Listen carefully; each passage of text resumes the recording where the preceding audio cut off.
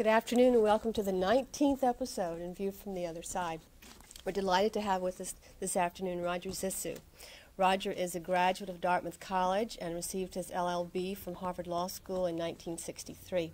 From 1963 to 1965, he was law clerk to the Honorable John F. Dooling, Jr., United States District Judge for the Eastern District of New York. He joined the New York law firm of Cowan, Leibowitz, and Latman in 1973 and has been a partner there since 1974. Mr. Zissu has been in charge of and has litigated many copyright and unfair competition cases in the federal courts over the years, and some of them have become important and leading precedents in the field. I'll just mention a few. The Harper and Row case, which you're going to hear about today. Mr. Zissu was trial counsel to Harper and Row. He argued the appeal in the Second Circuit, and he acted as consultant to the plaintiff in the Supreme Court case. Burroughs versus MGM. This was the Tarzan case, where the heirs of Edgar Rice Burroughs sought to enjoin the 1981 motion picture Tarzan and the Ape Man, starring Bo Derek. And this was the first case involving copyright termination. Also, in the case of DC Comics versus Filmation Associates, Mr. Zissu was attorney for the plaintiff in this case that involved the comic book characters, I believe, Aquaman and Plastic Man. Fun one. Yeah. This resulted in a jury verdict for the plaintiff and a permanent injunction. Roger Zissu is widely known and respected as an author of numerous articles on copyright. He's also a frequent and, I must say, popular lecturer and teacher on copyright law and litigation. He's twice been a trustee of the Copyright Society of the USA. Many of you may know that Roger Zissu's father was quite famous as a lawyer and handled many of the famous leading copyright cases of the day. He represented playwrights, authors, and musicians. I once asked Roger, what was it like growing up in this household and sitting down to dinner and hear your father talk about what Dashiell Hammett said today? Well, he said it was fun, it was fascinating, but it also gave him a distorted view of the practice of law. How so? I said. Well, he said it was so much fun that he didn't know he'd have to work. So I don't know if you consider what you're doing today work or not, but I do know that we consider it an honor and a pleasure to have you here. Please welcome Roger Zissu.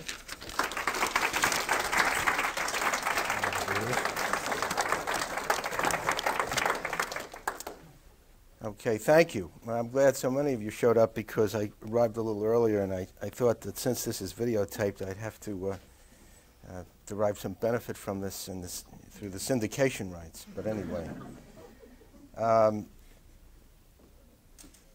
One of the things, a quick sidelight, my dad represented Dashiell Hammett and the Dashiell Hammett side of the case in the CBS against, Warner Brothers against CBS, the Sam Spade character case, and I always like seeing there's a little exhibit on that in one of the halls of this building in any event.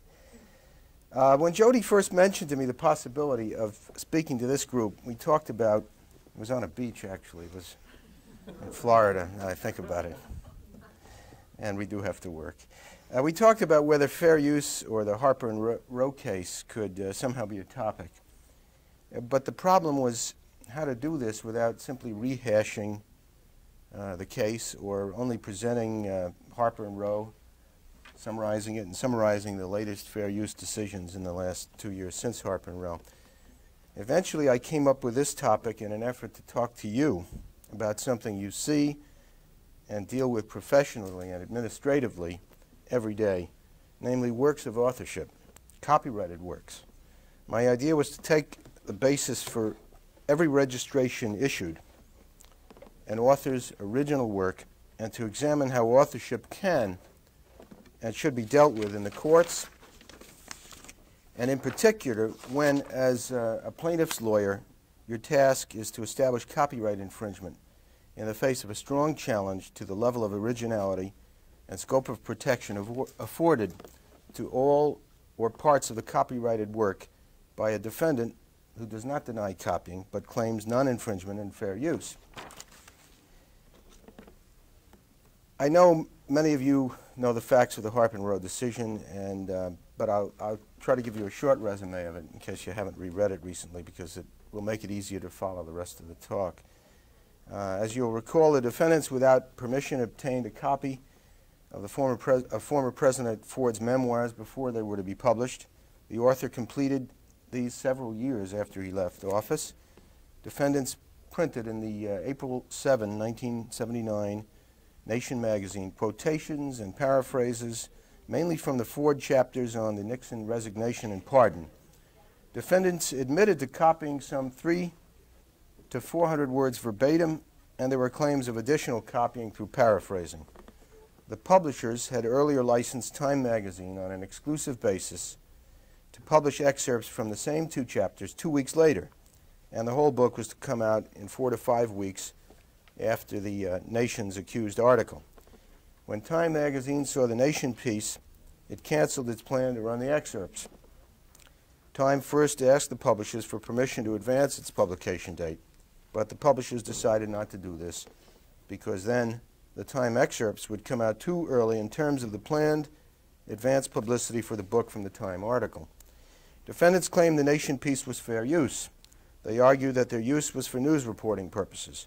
They attacked the scope of the copyright protection for plaintiffs' autobiographic work, denied the number of words copied was substantial, and maintained that any market impact caused by the Nation's use was non-existent because Time had canceled its license due to plaintiffs' own unwillingness to let Time run its article earlier.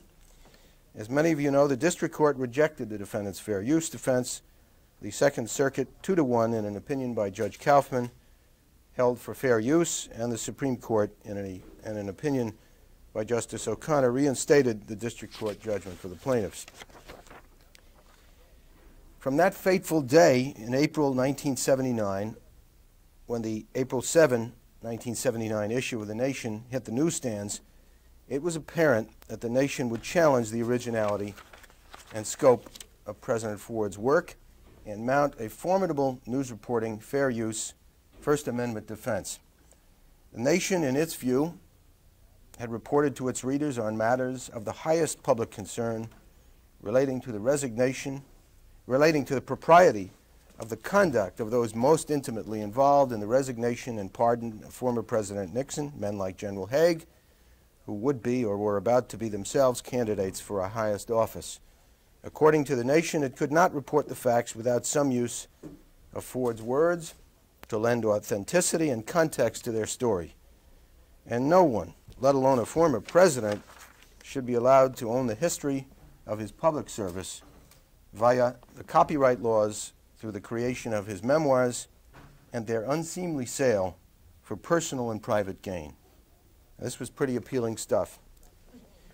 The backdrop to all of this was an inconsistency in the Second Circuit with regard to copyrightable expression and what it is and what the scope of protection for it should be in nonfiction works, especially works of history.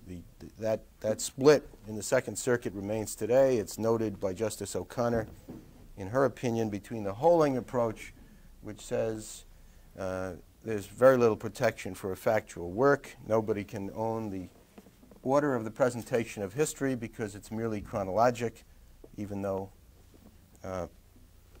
I think nobody writes a book chronologically because there are many things happening at the same time. As we talk today, there's something happening in China, in the Soviet Union, and at the UN, and what you choose and how you present it, of course, has to reflect some authorship.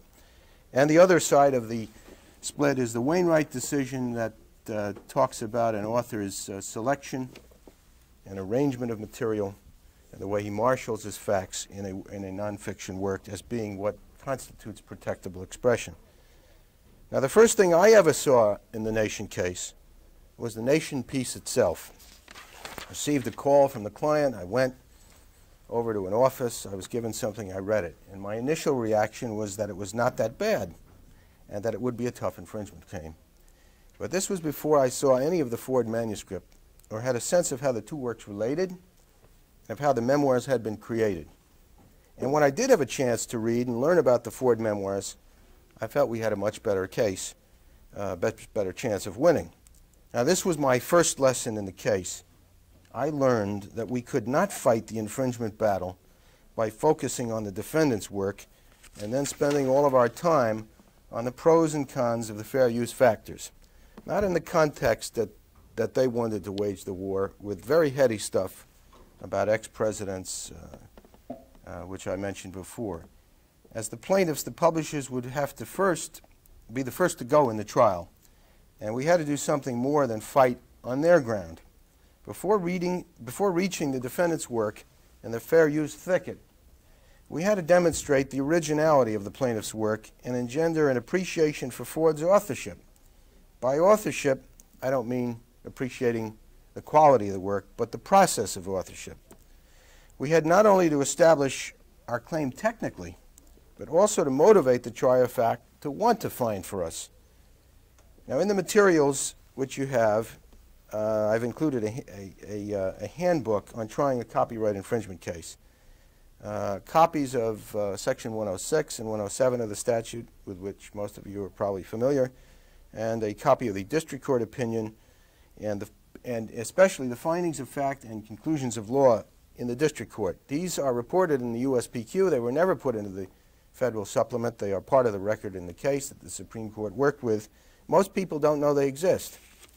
But we're going to look at them to see what we did in that trial, what we decided to do, how that reflected itself in those findings, and how it came out in the Supreme Court, and how it found its way all the way up there, and how that was helpful, at least to my side of the case. The statute will help you follow some of the discussion if some of you look at it or need to as we proceed. The findings and conclusion will also be helpful. I don't know if you've had a chance to look them over, but we'll look at some of them specifically. The handbook may help you in the future, either in public or private practice. Its relevance today is mainly background, giving you some of the ideas I have about strategy and tactics in litigation. I'll refer to it occasionally, and also to the trial openings and the exhibits, a couple of the exhibits that are next to those materials, namely the comparison between those portions of the Ford memoirs that were copied and the Nation article. We used that as an exhibit at the trial. It was highlighted and it was very helpful.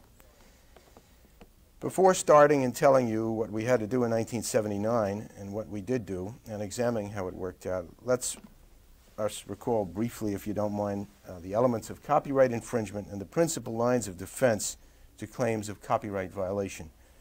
As you know, Section 501A of the statute provides that anyone who violates the exclusive rights of the copyright owner is an infringer.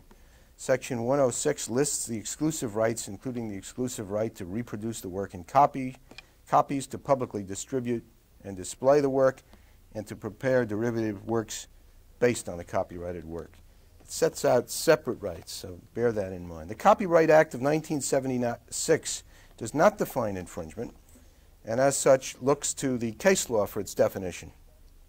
Under the decisions to establish a claim for copyright infringement, a plaintiff must prove ownership of valid copyright in an original work of authorship, which is where we focused in this case, actual copying by the defendant, which was not really denied, and 3, copying of enough protected material to constitute a material appropriation, an unlawful taking, that is, enough to result in what they call, a term of art, substantial similarity. The test of the third element, substantial similarity, is whether an imaginary lay observer would see the accused work as having been appropriated from the plaintiffs. The theoretical basis for most of the defenses to infringement is found in the statute itself. Section 102B provides that copyright protection does not extend to ideas and facts, but only to expression. 103B provides that protection for compilations and derivative works extends only to the material contributed to the work by the author as distinguished from pre-existing material or material copied from somebody else. And Section 107 codifies the previously judicially made doctrine of fair use. The House of Representatives report accompanying the new statute states that this defense is an overall equitable rule of reason. It sets forth certain, by example, fair use purposes, and then tells us that the court shall examine various factors, including 4 factors that 107 puts forth as relevant to fair use. But any factors bearing on the reasonableness of the defendant's conduct are considered relevant, and in virtually every definition and discussion of fair use, they keep talking about the reasonableness of what happened by the defendant. These lines of defense that we've just mentioned are not unrelated, because when you get into the fair use defense, after you've established that the work is protectable and there is some protection for its components, in the second and third statutory factors, the nature of the copyrighted work and the amount and substantiality of the taking in relation to the copyrighted work as a whole, you go through again the level of protection for the work, and you go through again what's fact and what's not fact, because it's like a second run-through of the same things you do to talk about protection in the first place. So when we were faced with a decision about what to emphasize and how to do it, and we decided we had to do more on authorship in this case to make the case appealing, we were not only working with establishing a level of protection, we were into fair use and anticipating or building a fortress against the assault we would face. Now, in the handbook, there are several references to an importance of developing a theme or choosing a theme or themes to which you should relate your proof in trying a case. In general, a trial is a kind of morals play. And we have all the legal rules, but under the legal rules and the categories, we have to be appealing. Somebody has to want you to win. And it's good guys and bad guys frequently. The idea is to see a theme or themes that will lead the court to conclude that your side is right and the other side is committed or will commit or perpetrated injustice, that they're being unreasonable. They did something unreasonable. Coming to some overall approach to the case to which all of your decisions will relate is probably the most important aspect of trying any case, whether or not involving copyright. Once you understand your themes or your approaches, you can and must unify or center everything else about it. For a plaintiff, a defendant's copying, or for that matter, a plaintiff's overreaching, as I've indicated, are at the heart of the matter because they relate to the question of what is fair and what is unfair. Whatever your approach, you must coordinate your arguments with your themes and make everything fit together. My materials look separately at each stage of the aspects of the trial, but in reading them, you've got to remember it has to all fit together. It is a play. A corollary to whatever theme or approach is taken is credibility. So the idea of a play doesn't mean you just put on something that's not so. But because getting caught in lying, exaggeration, inaccuracies, or inconsistencies can undermine any approach, and credibility is crucial to all cases. If, as some say, it's true that people willing to steal are also willing to lie, the converse of this may also be, and particularly important to remember in cases where copying is denied, that people willing to lie may have stolen. Why would a defendant lie about copying unless he sensed or knew that the copying was important and material? In Harper and Row, we had to decide what were the plaintiff's themes and appreciate what the defendant's would be, and then develop the evidence that would help us best in promoting ours and in undermining theirs. We had to find ways to make defendants look bad and to make what they did look unreasonable and unfair. Incidentally, before I go any further, I want to ask you a question. Does anybody know who wrote "To Be or Not to Be"? That is the question. No, the answer is Joe Biden.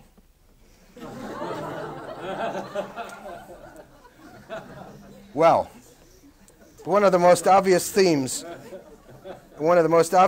and one with all of its usual appeal that you can't overlook, is that somebody's a copycat. And I think, even in the context of politics, where everybody does copy each other's speeches, a lot of people don't like it. And then in other contexts, you can make very good use of it. But with the nations admitting copying, claiming the right to do so in the context of President Ford's memoirs, we of course knew we'd make the most of that. We'd try to show how they in effect denied it, how they snuck. We'd try to show all these things. But we didn't think this would be enough in itself to win the case, although it is in many cases enough. But not this case, and we did develop it, but we decided we need more than that. We knew we had to go through all the sneaking, and if you look in the first paragraph of the Supreme Court opinion, the first time, virtually the first time that The manuscript is referred to, the Ford manuscript is referred to by Justice O'Connor as the purloined manuscript. It's the harbinger of a defeat for the defendant. I mean, you read that word. When I read that, I said, all right, we won this case. And I said, phew. That's one element, copying. Similarity was also a non-issue in Harper and Row against the Nation because, at least in a general sense, there was plenty of similarity. The question was whether it was similarity of enough expression or not expression, but that wasn't a great issue to develop, on which to develop great appeal. So we decided we had to rely on Ford's authorship, both to increase the appeal of plaintiff's overall case and undercut the fair use defense. We also had to, linked with that, show the importance of the particular right invaded. In other words, let's not just look at this in general as copying. Let's look at 106 now. Let's get very technical. We go back to 106, and one of those rights, a whole right, is the right of first public distribution. So we wanted to say they destroyed a whole right, a massive thing. So we always wanted to set things up that way. It was that we wanted to establish the importance of the right of first publication both in terms of its commercial importance and its importance to authors.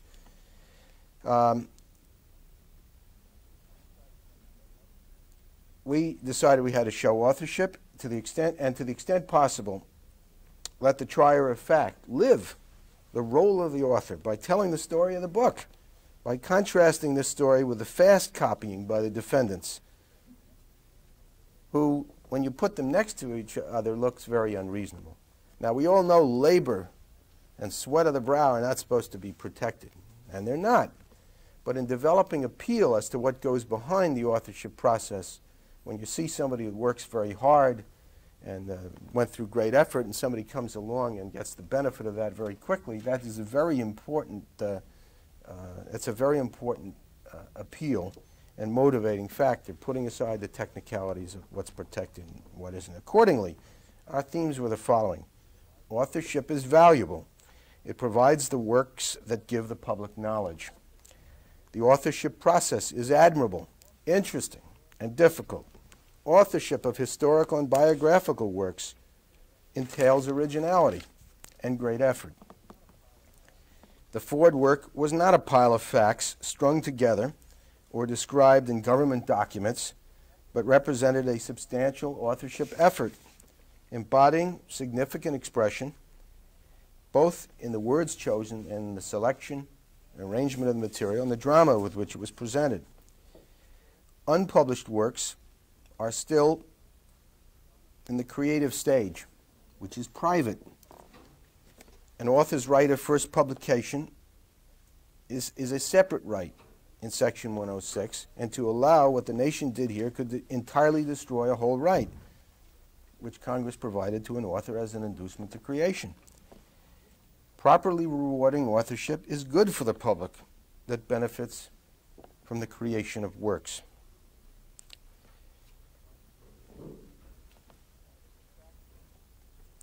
And finally, the fact of great interest in an author's experience, even public experience, should not result in a reduced scope of protection. The copyright laws should stimulate those who have interesting experience to write about it and share it with us. Reminds me of the old headline, the bad headline that I learned in high school as an example of a bad headline. Slight earthquake in Peru, nobody injured. You know. Are we going to end up with a copyright law? This is the kind of theme we try to work on, in which fact works. There's a greater scope of protection available to directories than works of history and autobiography. Is that what Holing meant? That doesn't make any sense. In any event, with all of these in mind, our first decision was how to register the works. What was the work? Well, the first thing we decided is the work is not the book. The work is the unpublished manuscript.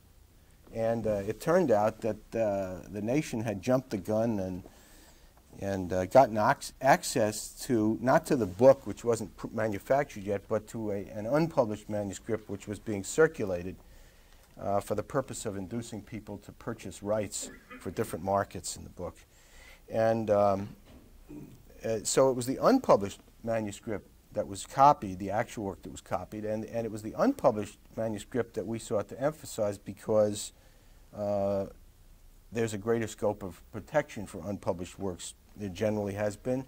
There was, at the time, law around and various legislative history suggesting that although all works are subject to 107, published and unpublished in the new statute, still there may be a more narrowed scope of fair use for an unpublished work. And finally, the fact that it was unpublished and still being completed was an invasion of the creative process itself. And in fact, there were changes from that manuscript and the book as the way it came out. So the first thing we had to do was decide which work to register. And I was suggesting before that they got this at an unpublished stage before the publishers had thought of registering the work. So we realized that we probably would not be able to win statutory damages or attorney's fees because the work, there had been a preemptive strike and the work was not published or not registered, and under the statute at that stage you can't get those remedies. In any event, we registered as promptly as we were involved, the unpublished work and the book. But we pled, then we had to draft the complaint. When we drafted the complaint, everything is set up in terms of the unpublished manuscript. That's what was invaded. And we set out the rights that were invaded very specifically, and we made a big deal of the right of first publication under 106. And that's how we proceeded through discovery to develop the evidence that we would need on these things.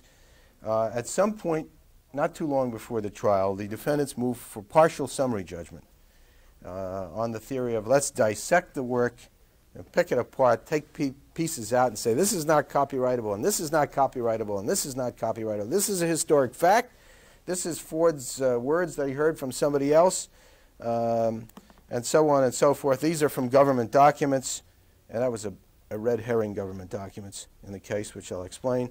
And then when you take this away and that away, and they had a great exhibit. They had color-coded every uncopyrightable element in aspects of the Ford manuscript. This was red was for something else. One thing that was uncopyrightable, historic fact.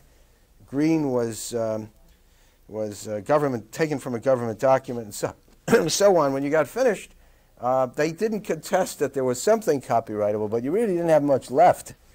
And we knew that was good for us because we had a pretty clear indication of their trial arguments. We thought that the judge would not, in this kind of a case, accept the invitation to dissect and do a little operation on the manuscript, that he'd leave it together and see how it worked out at the trial, which he did. He denied the motion. There is this myth about documents, which I guess I'll explain now. There was one of the theories of the defendants in the case was that Ford, and it was a theory, unfortunately they never examined it. The theory was that, well, Ford is like Nixon and Johnson. He had the truck pull up at the White House, or the plane, took all his memos with him and his documents, and then he went back and wrote this book. And that's just not how the book was written, and that which we showed in ad nauseum at the trial. It was a conversationally based book. There were no government documents used, and there were two documents they thought were used. These were because there's reference to them in Ford's memoirs, and those were that when Nixon was thinking of resigning, he apparently sent General Haig over to see President Ford to talk to Ford about getting ready. And then he ran past Ford in a conversation the possible scenarios or options that might take place depending on what happened. And one of those was that Nixon would resign and that there would be a pardon of Nixon later. And Ford, President Ford, then Vice President Ford, sat there. And Haig left. He never said anything. He never said he agreed with this, never said he didn't agree with this. And, but when he came out, he told his aides what had happened. Well, his aides hit the roof. And they said to him, and it's recounted in a number of places, not only in the book, but in Hungate, I think in the Hungate committee testimony, his aides said, listen, silence implies assent. You can't let him leave the room. Don't you know what he was doing to you? He was running this past you, and you didn't object, so now they think you're going to you've made a deal. They'll think you've made a deal. So reluctantly, Ford was pressed by his staff to call Haig back and tell them, tell Haig there's no deal and you're to understand there's no deal. And he, you know, he just said, I never agreed with it. I just sat there and they said, no, but you got to understand, Jerry, and so on and so forth. So he was still reluctant. They brought in Bryce Harlow, who was going to bring an old, well-respected counsel in this town to Republicans and nationally. And they said, well, let's put it to Bryce Harlow. And Bryce Harlow sat there as a judge. They found him over in Virginia somewhere. He came in and he said, well, your staff is right. So they called Haig back. And I think even when Haig was not available, Ford said, well, he'll call me back. They said, oh, no, you don't. You stay here and you stay on the line. You know, we've all seen those scenarios where somebody's supposed to make a phone call and they want to get out of it. And somebody says, no, let's wait. So they got him through to Haig. And in preparing for that conversation, he wrote out on a yellow fool's cap some notes of what he would say to Haig. And then he read him from his notes and said there's no deal and you're not to understand and so on. Everybody was happy. And this is recounted in the book. And the defendant said, well, you had those notes. That's government document, those notes, and you used that to write the book. So in depositions, I asked Victor Novaski, and who told you we had the notes? He said, well, it's mentioned in the book. Well, the truth was that Ford took the paper and threw it out right on the spot. So there were no notes. It was a process of reconstruction as to what the notes said and what was said, but to Haig at the time, but they thought there was this great secret document that was not available to the press or anybody else who wanted to write about Watergate, even though it had been described in the Hungate Committee testimony. It's just so that was one so-called government document. The other one was a memorandum by Henry Ruth, who was on the Watergate Special Prosecution Team, about the pardon and different things, and it was a good chunk of it was quoted by Ford in his book, and apparently it had not been released at the time, and a lot of people were unfamiliar with it. But it turned out that that didn't come from any government source.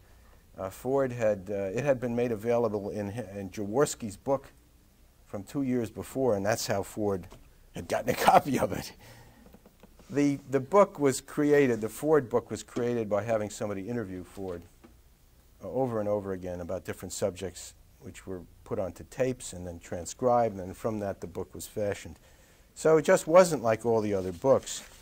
And but we had to get this all out and have this was going to be the setting before we got into fair use. So to meet defendants' trial arguments, we decided, among other things, to stress the actual authorship process of writing an autobiography of this kind, as well as the constitutional and statutory policies of encouraging the creation of works. This is the first element, authorship, or original work of authorship. Plaintiffs believe that in a case involving all the fair use factors, it might not be enough to rely on the dry, technical fact that historical works are literary works protected by copyright. To follow that approach would have been to authenticate the work and simply offer into evidence a copyright registration certificate. And a lot of lawyers think that's what you do. You have a checklist and you put a pile of stuff on the table, a book or something, and you have it stamped, it goes into evidence, and that's it. That's too lifeless. We decided to bring Ford's authorship to life through the live presentation of his creation of the work, even though it was a bench trial. We stressed authorship and its value to society, and that began with the opening statements, which, if you look in some of those as an exhibit to that handbook, I have the two openings in there, and if you compare them, I think you'll see some differences of approach. The Ford memoirs were created through an interview process, as I've mentioned. Trevor Armbruster met and interviewed former President Ford in 2 to 3 hour sessions for several periods of months, spanning some 2 years. The proof of authorship consisted of the actual deposition testimony of President Ford, former President Ford, the live press testimony of his assistant Armbruster, who tape recorded all the interviews, had them typed up and organized into book chapters. Plaintiffs also put into evidence Mr. Armbruster's contract with Ford, interviews behind the key portions of the manuscript, so you could see how it started, what Ford said in the interview, what was typed up, where it went to which stage. We did that through each of the copied portions. And some of Armbruster's interview transcripts with other persons that he'd interviewed to verify the accuracy of what Ford had told him. In all, 6,200 pages of interview text were involved. These were condensed, reworked, organized into a 300 to 400-page book. But each word in the end was based on Ford's recollections and approved by him before being included in the book. And this could be seen by taking it right through from the interviews to the book. The point was to show the trier of fact that the book was not simply a pile of facts chronologically presented. No historical work or autobiography simply reflects the facts in the order of their occurrence. Things just don't happen that way. On the contrary, the final work of this kind represents a long creative process of marshaling certain facts, omitting others, selection for emphasis of various events for personalized treatment, and the author's subjective arrangement in language, expression, inevitably bearing the stamp of individual authorship. The creation of any work worth suing for must not be reduced to a simple, bland fact without running the risk of minimizing your case and undermining your need for relief. The author's own testimony is crucial when faced with a defense which seeks to present the plaintiff's work inaccurately as a mere restatement of government memos or listing of general historical facts and dates. In this case, the plaintiffs were the publishers because they had acquired all the publication rights from Ford, but we decided we had to do whatever we could to get Ford and his assistant, who was involved in this process, get their testimony available to the court. It wasn't easy to get Ford because he's running around and is a busy man. His willingness to appear voluntarily for deposition in New York and his own testimony was very helpful. Ford, as the author, was really behind, and his presence was behind all of this, not because he was a former president, but because he was an author. In his testimony, defendant's counsel sought to put the former president on the defensive by asking why he had not provided the public in 1974, when he was president, with all of the insights he included in his book in 1979. But Ford's natural response was itself the best description of the kind of authorship his work embodied.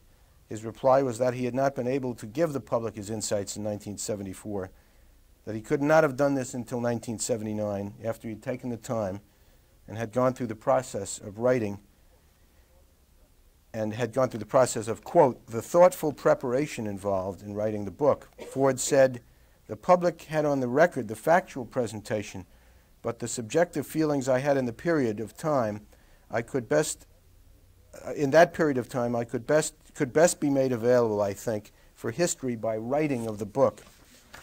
That's about all you can say about that kind of work, and that's true and undeniably true. Again, the idea was to give the court, get the court rooting for the book and the author and appreciating his efforts. In demonstrating copying and the portions copied, as I mentioned, there was a studied effort to have the trier of fact focus on the exact portions of the Ford manuscript.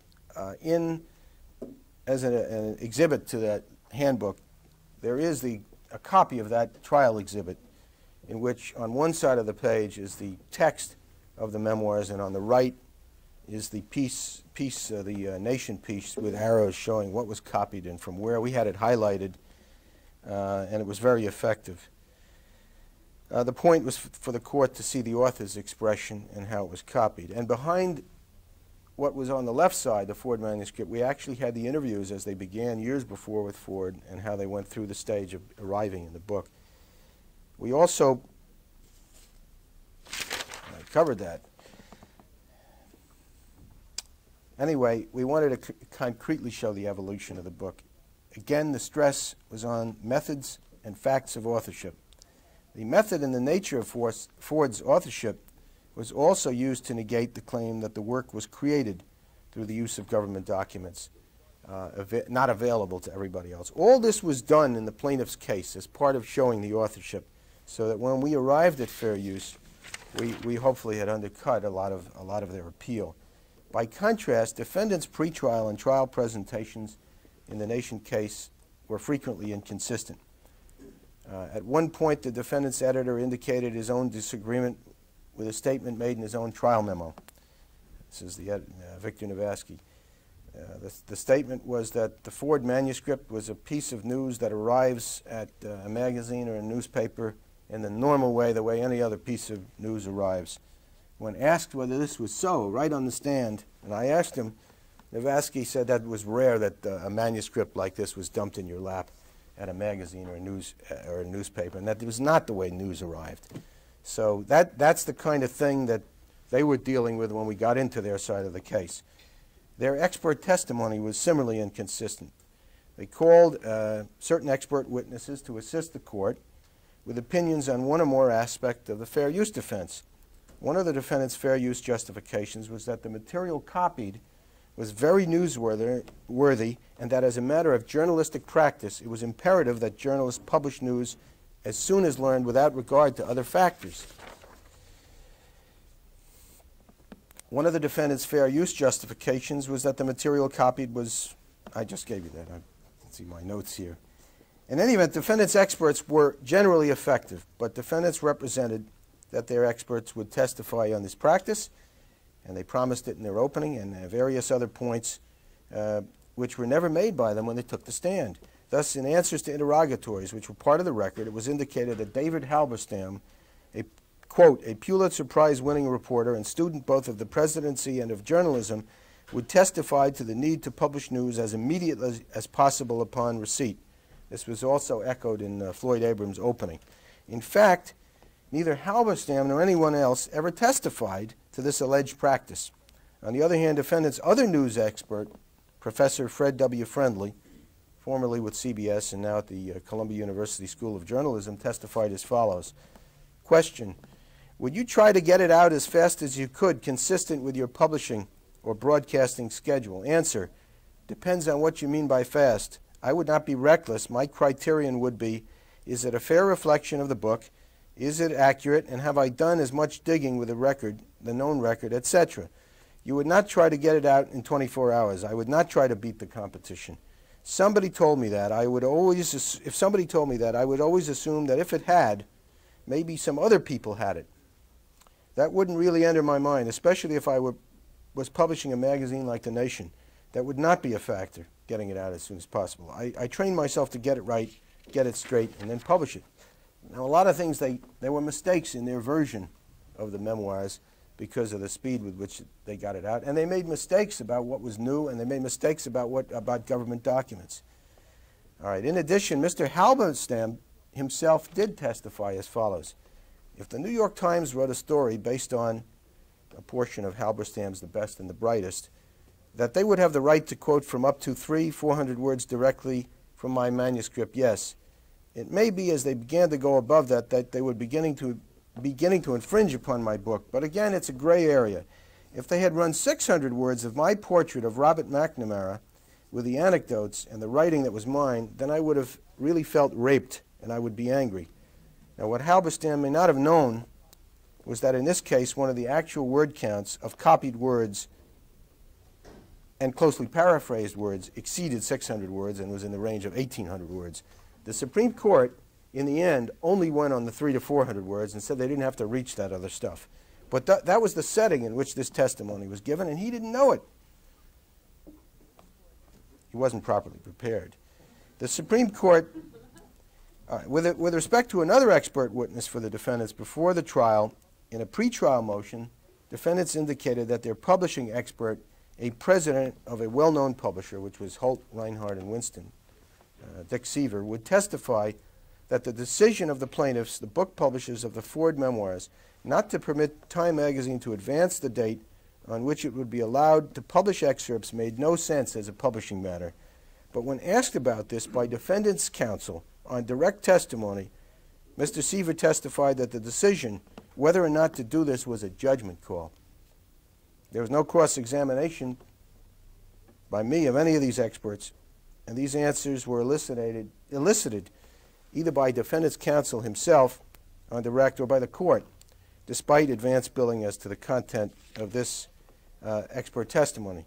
This was the evidence offered in response to our demonstration of authorship. It illustrates, of course, the ineffectiveness of the expert testimony because defendants hadn't done the necessary work to prepare and coordinate their experts. But it also shows how we were showing all the work that we did to write a book. Somebody came along, did a quick job, and got some friends who were very well thought of people to come into court and say these wonderful things. But they couldn't link it up with what happened.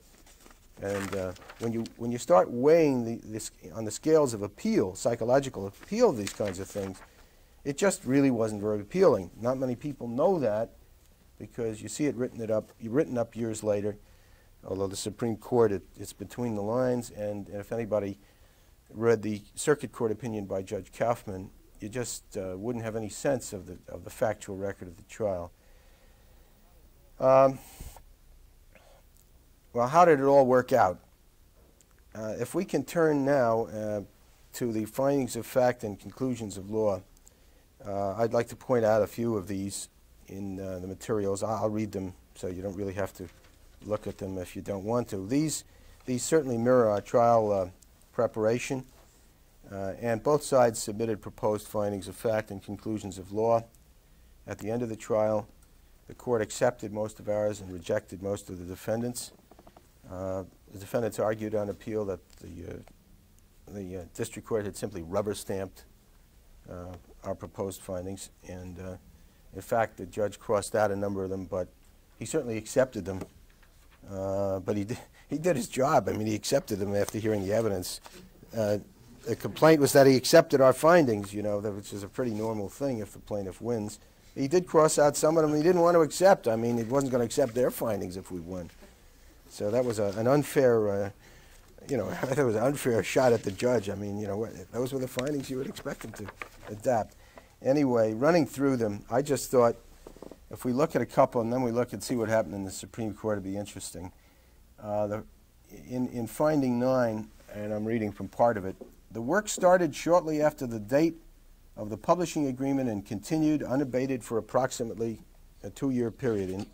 In finding 10, Ford, he advised that the memoirs be as informal as possible and should rely not on documents but on conversations. Each finding is supported with cites to the record.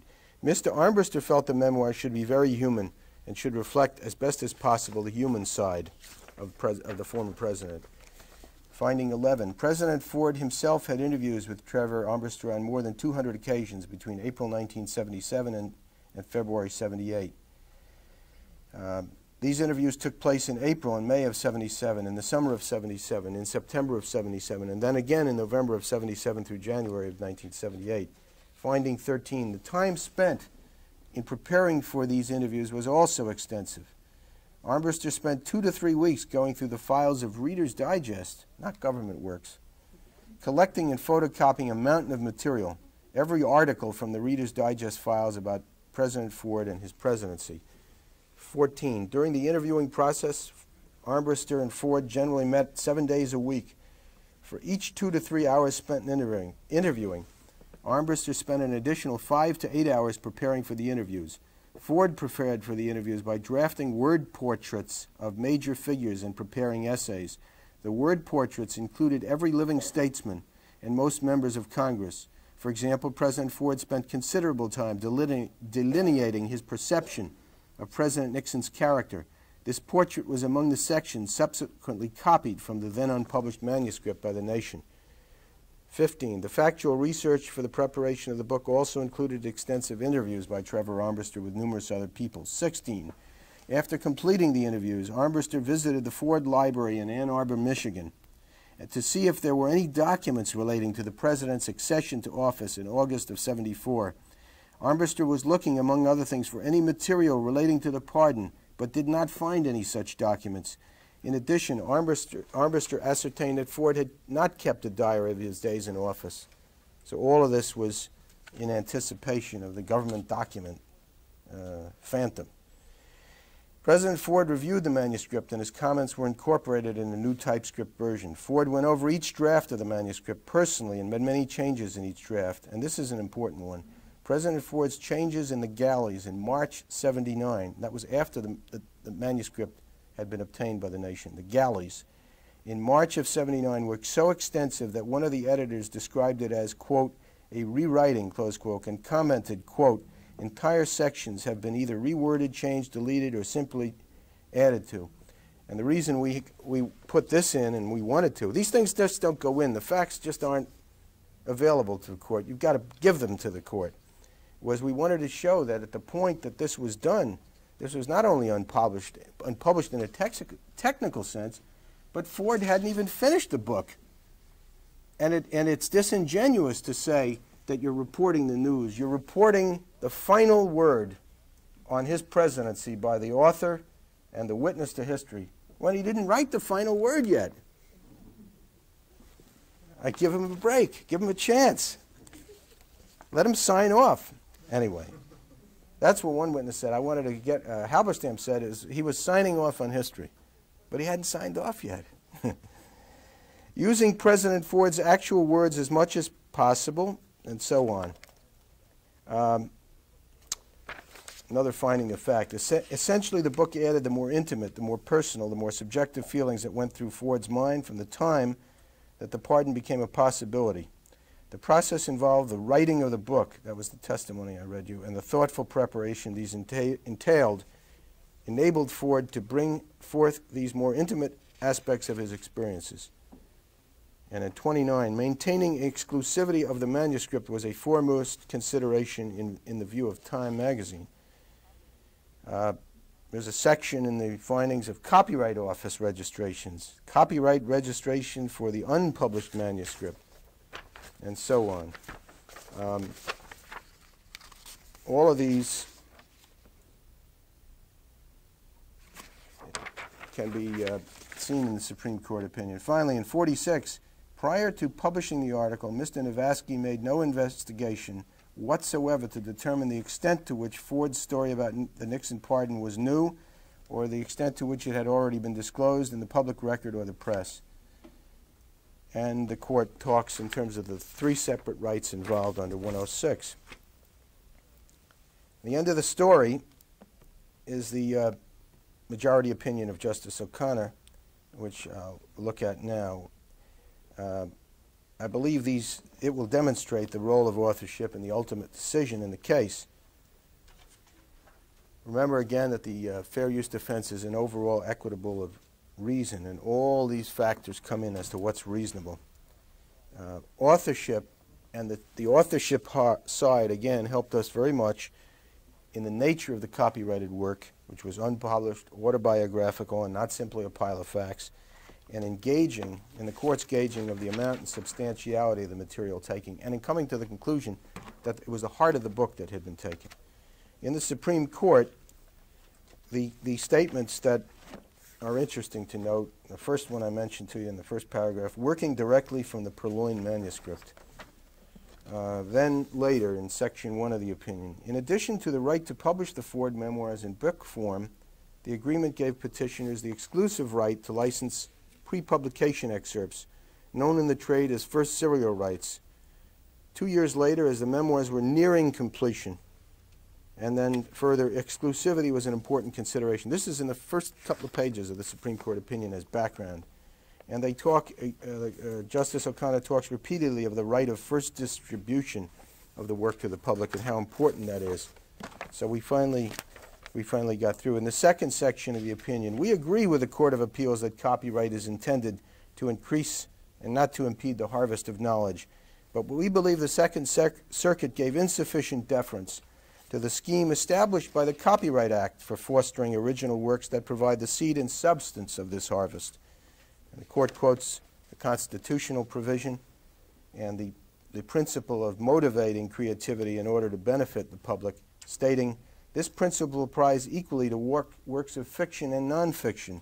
The book at issue here, for example, was 2 years in the making and began with a contract giving the author's copyright to the publishers in exchange for their services in producing and marketing the work.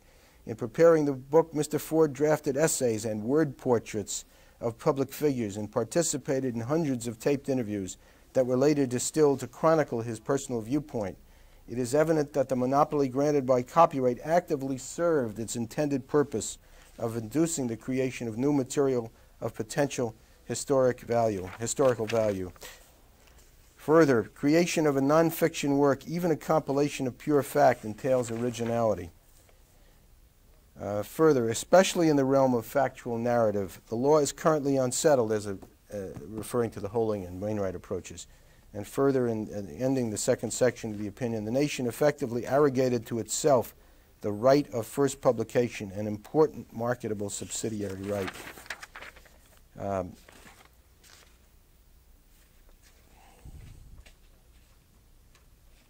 There's a great emphasis on privacy and unpublished works. Publication of an author's expression before he has authorized its dissemination seriously infringes the author's right to decide when and whether it will be made public, a factor not present in the fair use of published works.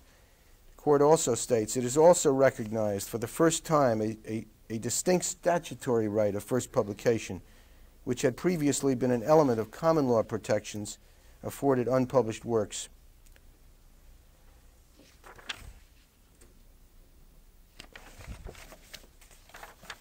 Just a couple more and then I'm going to conclude. Talking about the right of first publication. In its commercial guise, however, an author's right to choose when he will publish is no less deserving of protection. The period encompassing the work's initiation, its preparation, and its grooming for public dissemination is a critical one for any literary endeavor. In any event, we had to give the court below the facts to have a record that would support these conclusions.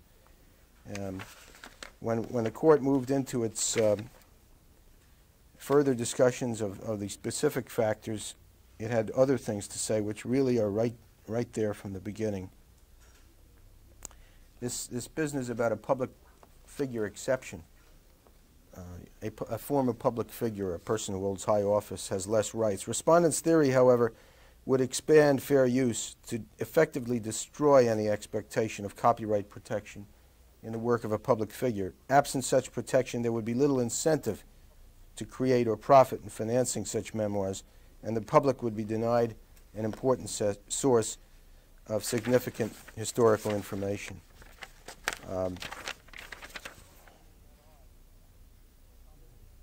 It is fundamentally at odds with the scheme of copyright to accord lesser rights in those works that are of greatest importance to the public. So on. I think you can read the opinion, and you'll find in it really almost concrete reflections of all these things. In closing, I'd like to think that the element of authorship, which you see and something that comes in and goes right out of your office, in Harper & Row played a key role in achieving the Supreme Court's first decision since Benny against Lowe's in 1958, holding in favor of the copyright owner on infringement issues, and more importantly, in leading the Supreme Court to set forth in moving terms the societal benefits of protecting authorship. Authorship and protection of authorship is not an archaic property right. Copyright, we are told now, is the engine of free expression, working together with the First Amendment to promote access to knowledge and the exercise of free speech rights. It does this by fostering original works of authorship that provide the substance and knowledge of our discourse. I'm not quoting Justice O'Connor now. In the world of copyright and freedom of expression, the fact of authorship makes the highest title to which one can aspire, neither president nor judge or justice nor copyright owner, but rather author. Thank you.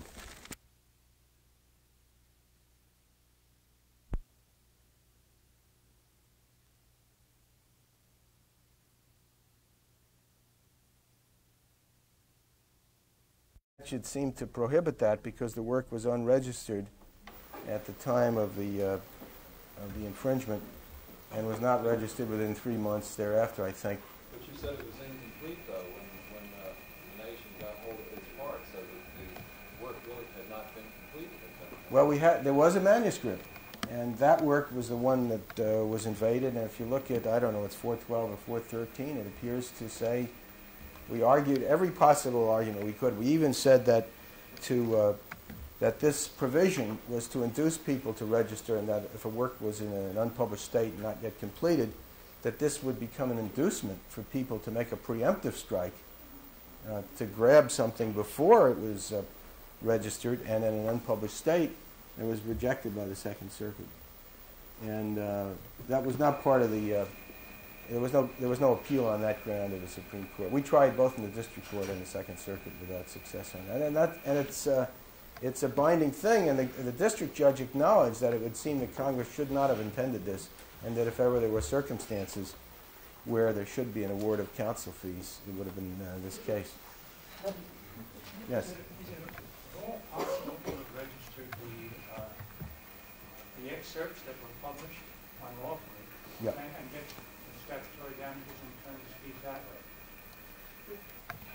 Let me follow that. Well, the problem is at the time of the infringement, the work was unregistered, so there's just no way around. I think it's 413 or 412. There are two provisions, how you get attorney's fees with regard to published works and unpublished works. And it's pretty, literally, it just prohibits you no matter what you do, unless you'd registered before they infringed. Now, it isn't the practice of people to register that early, especially not with a book that has information that's of interest. I mean, that's a practical side of it. The publisher doesn't want anybody to know what's in the book yet, so they're not too happy about registering. It's like computer programs, I guess. But there's something worked out on that, but not on literary manuscripts. Only trade secrets. Yeah, you can't have a special, way to register. Did you have a question? No. Yes.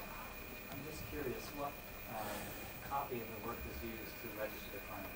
Was it the copy that was infringed, or was it the copy that had been further revised by... It was the one that was infringed. We could tell from the word structure of the defendant's piece which of the manuscripts it was, the March '79 version, and that was the first. I think that may have been the first full manuscript in any event. You know, that's a funny question, man, and you're more expert, certainly I am, about that. You know, when you write a chapter, at that point it's fixed and it's some kind of work. I guess you could send down something and protect the chapter. And then when you write the third chapter and you send down all three, then maybe you should say there's a pre-existing work and that the copyright now extends only to the new matter. And if you really think about that, by the time we registered the total manuscript, arguably that should only extend to the new matter, even though we didn't register the first 8 versions, which I don't know what the answer to that. Nobody's ever litigated that kind of thing, but the complications of that approach are there. Yes? Somebody over there? No. Yes? Has it ever been argued in fair use that when public figures produce their memoirs, that in addition to the profit margin that they are trying to disseminate their perception of history, no matter how sordid or perverse it might be, and therefore the fair use might be actually serving their purpose? Well, it's interesting. There was a kind of argument like that in the case. What Victor Navasky said, we knew Ford was going to put out his memoirs pretty soon, but I wanted to get there first and to remove from his version of the events the patina of self-justification and making him look better. I wanted to show that what went on here was an impropriety, and he sort of has a way of making it all seem plausible and reasonable and whitewashing it. And therefore, he said that was an important contribution he made. This is a little different slant on what you said. And therefore, he said, I didn't do just a slavish thing here, and I didn't just run out and run it off and just hand it out and replace, stand there and become the author. I made an independent contribution, and therefore it was productive. So we kept saying, well, where is it in here that you really remove the element of Ford's self-justification? What have you done? You said in the beginning of the article it says, and we're going to show you certain things, but when you read the Nation piece, it doesn't really ever show you. He says, well, it's implicit. So we went around and around in the depositions, and I said, so your criticism, he was saying it was criticism. I said it was invisible. So he said yes. He said that's the inverted pyramid style of journalism. If you read, it's in one of the findings. Actually, it's in the district court finding in here that he had admitted that his contribution or his productive. This is finding 36 at his deposition. We put this in our proposed. Mr. Navasky aptly characterized his contribution as, quote, invisible. So at one point in the New York Times, somebody asked me, well, didn't he make a contribution? I said, we thought his contribution was,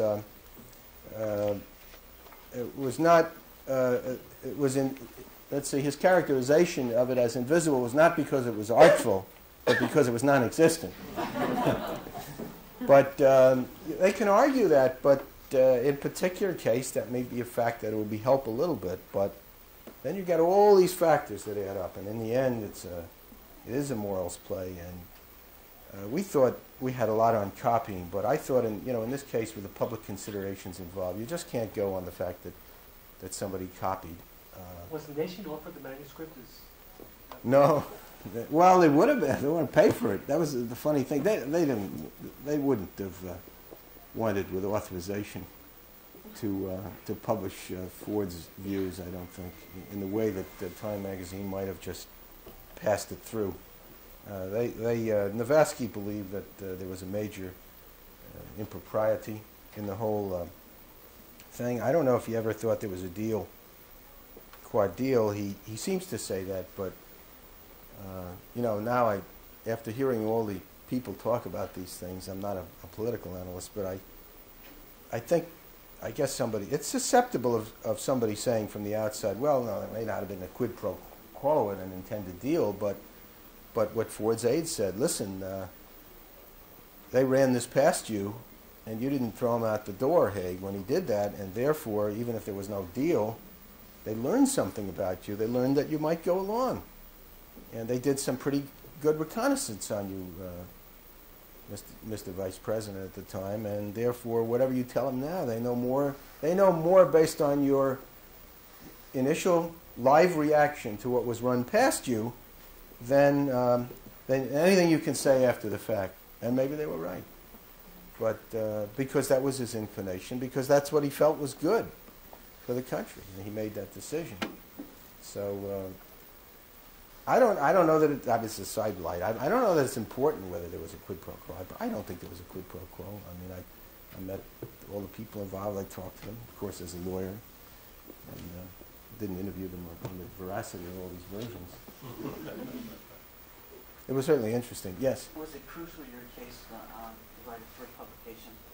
In other words, if Navasky and Mason published after Harper and Row put it on the shelves. Yeah, that's. So, do you think your case would have been as strong? Well, let's say it was certainly a factor that helped us. Would we have lost if this had happened the day after the book was published? Maybe, to be honest. On the other hand, there would have been other different factors, and the other factors are when a book is published, there are materials that are made available to all the newspapers and anybody publicizing things and who might write about the book, and they give them a list of quotes from the book. And a lot of it's interesting because we read all the articles. It's interesting but discouraging how many of the book reviewers really work with the quotes that are given to them on the list in the publisher's publicity materials. So we would have argued that, well, look, there are certain standards upon publication. There's really a license. At least a certain material, everything that's handed out that way is really, publishers are trying to encourage reviewers to use these quotes. But I don't know that we would have lost, but we might have. But they argued that what they had done was typical of a book review. And we argued, but that would have been in a different context. One, after we had exercised our right of first publication and benefited from it, and two, in the context of an industry practice of licensing broader quotes after publication, and three, that we also showed at the trial, it was on a side issue, we put together, they offered a couple of book reviews that looked a little bit more like what they had done in this piece. And we had about 150 that didn't at all look like that. We said it wasn't very typical. So the judge took it all and never had to reach it. But it was interesting. Yes? When this started, I guess it considered something like that. Probably in going through what you spent some time telling us how the preparation was so important. Laying it all out in court was so Yeah. important. Probably part of that was also trying to imagine everything that counsel could bring up and have an answer for it. Did you ever think that had you been working for the nation, you might have won this case? And I don't mean to put I've that thought in about very that. trouble. Well, there were things I would have done differently. I don't know. I think if the plaintiff's case were properly presented, I'm not sure the nation could have won this case. They could have done a better job. I think in a lot of the depositions which were incorporated into the trial testimony, the business of the nation's editor first saying, well, we read it, it was a hot thing, none of this had ever been disclosed before, in his deposition testimony, as his reason, his actual reason for getting it out, forgetting this issue about what's news and what's not news, but telling you that he read it, he knew it was all new stuff. And then we're being able to demonstrate that none of it was new. I mean, that hurt them in terms of their credibility with the judge, forgetting some of the technical issues. And I know, I know that my client would not have so testified. I would have beaten him up about before I would let him testify as to what his reasons were. I would have said to him, well, how do you know it wasn't out before? Because it turned out it was so bad on that level. The basic facts were in Ford's testimony to the Hungate Committee about why he pardoned Nixon, including the Hague conversation, just about everything. They were covered in Final Days by Woodward and Bernstein, by J. Anthony Lucas's book Nightmare, the front page of the Washington Post reporting on the Hungate Committee testimony in the New York Times. I mean, banner headlines, triple, on the Times.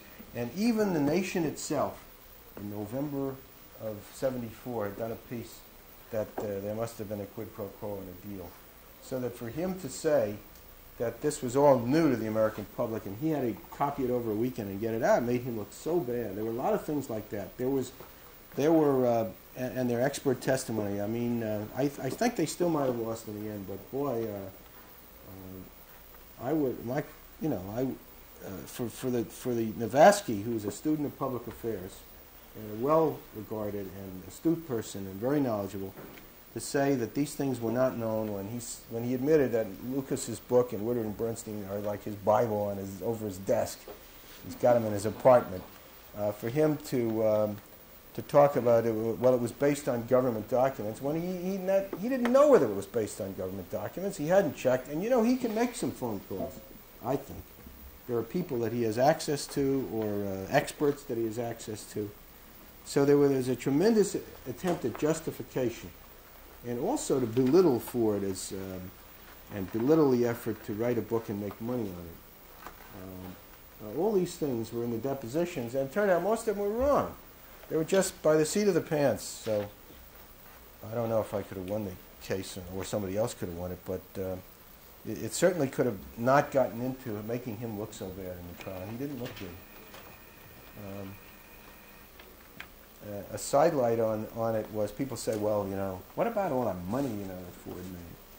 Well, he made a book deal with Betty Ford, and he made a package deal with the publishers, and they had a joint advance. It was a big advance. I don't know. It's in the trial. It was maybe $375,000 or less. It wasn't $1 million.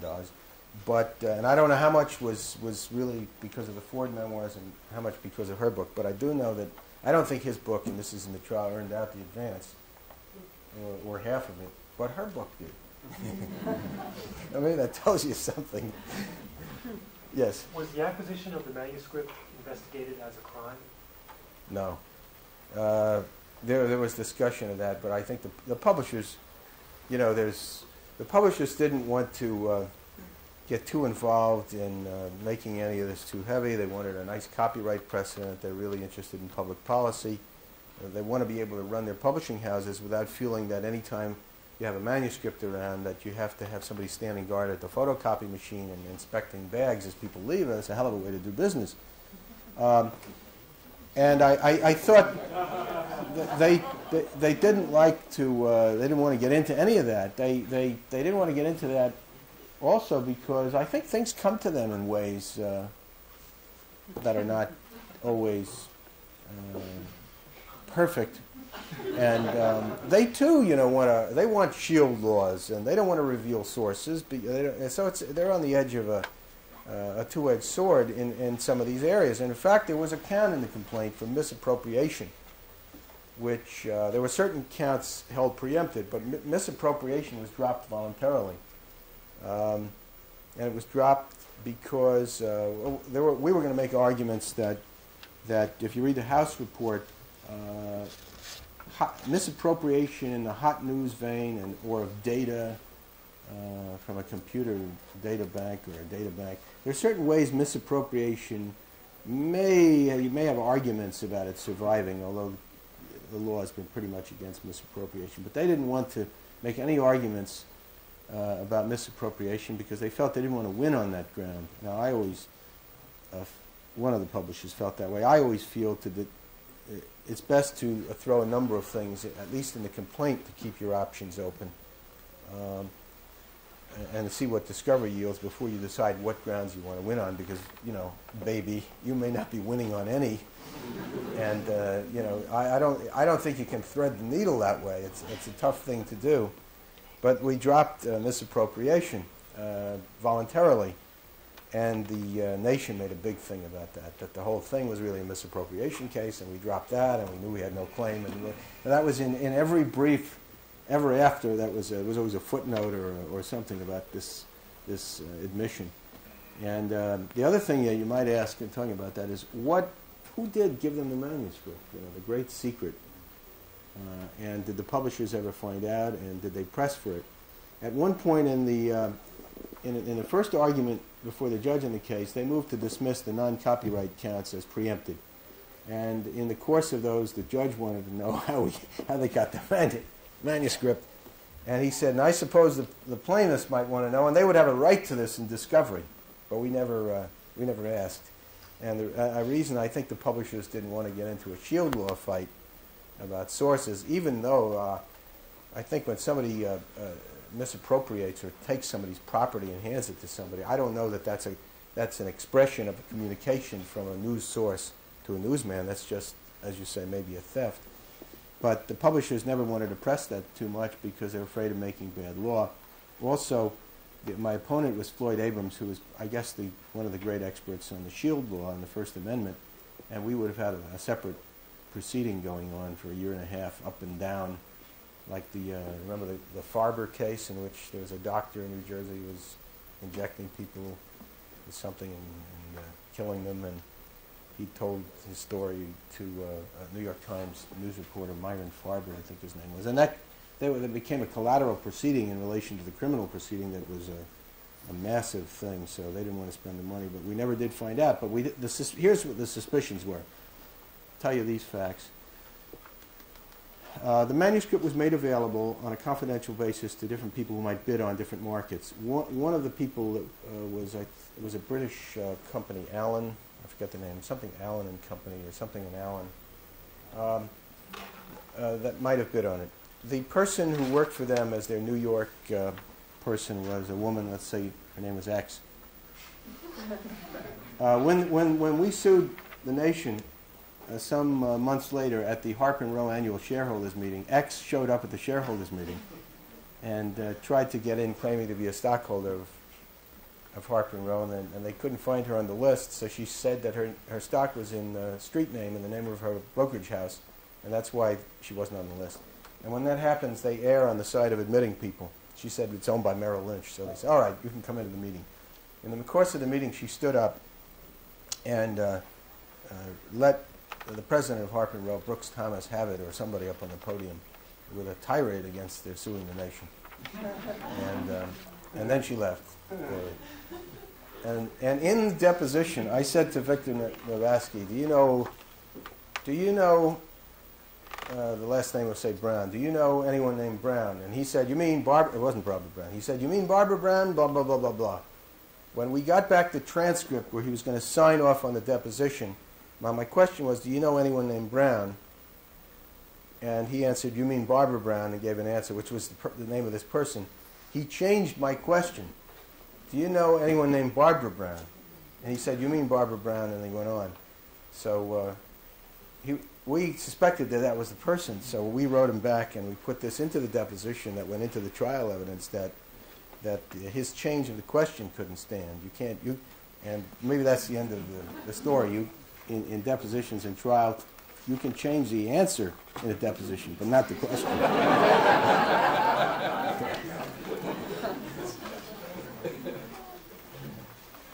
Anything else?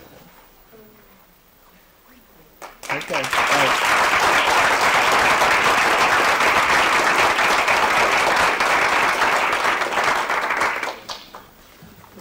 Oops.